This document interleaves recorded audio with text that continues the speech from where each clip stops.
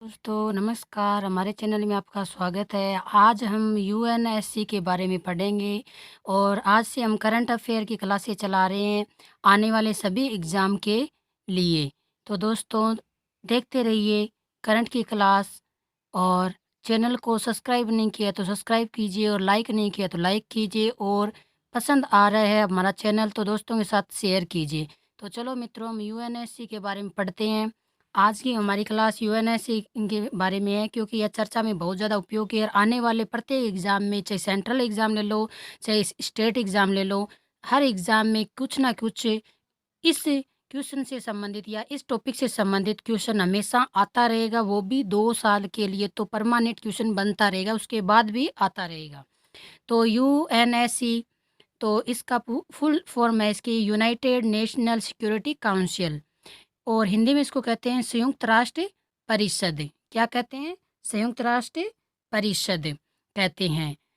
यह क्या चीज़ है? यह एक वर्ल्ड लेवल की संस्था है जिसकी स्थापना 24 अक्टूबर 1945 में हुई थी और यह स्थापना क्यों हुई थी इसके बारे में मैं बता देती हूँ दोस्तों कि हमारे जो द्वितीय विश्व युद्ध हुआ था 1939 से लेकर 1945 में जो जिस वक्त यह युद्ध हुआ था उस वक्त मतलब जो देश जिस देश से हारे थे या जीते थे उनके मन में एक डर था कि अगर हम एक बार जीत लिए या एक बार हार गए तो हमारी रक्षा कौन करेगा।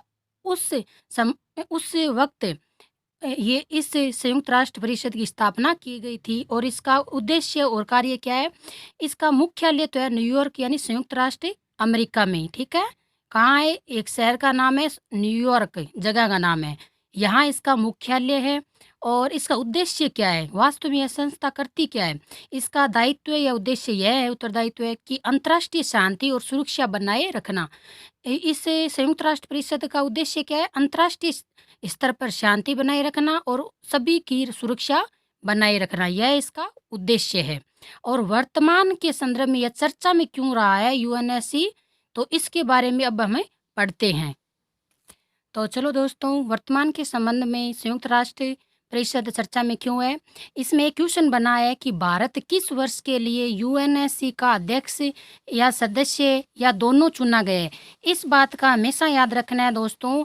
वहाँ क्वेश्चन के अंदर अध्यक्ष भी पूछ सकता है और सदस्य, क्योंकि भारत अध्यक्ष भी चुना गया और सदस्य भी 2 साल के लिए चुना गया है। तो यह अध्यक्ष चुना गया है अगस्त 2021 के लिए, क्योंकि अगस्त 2021 के अंदर भारत अध्यक्षता के रूप में भूमिका निभाएगा। और अभी क्या है, अब अभी तो सदस्य के रूप में चुना गया है, लेकिन अध्यक्ष के रूप में कब यह भूमिका निभाएगा? यह अगस्त 2021 में अध्यक्ष के रूप में भूमिका निभाएगा। कौन है? हमारा भारत है। तो अब हम जान लेते हैं यूएनएससी के अंदर कितने सदस्य है। तो यूएनएससी संयुक्त राष्ट्र परिषद में 15 सदस्य होते हैं, जिसमें 5 स्थायी सदस्य होते हैं और 10 अस्थायी सदस्य के रूप में होते हैं। और भारत जो चुना गया वो 10 अस्थायी सदस्यों में से ही चुना गया है।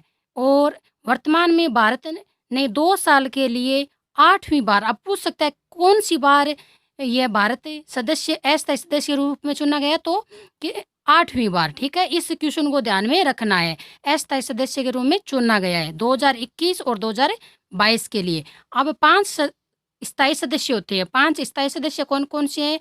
यूएसए और यूके, चीन, फ्रांस और रशिया। कौन-कौन है?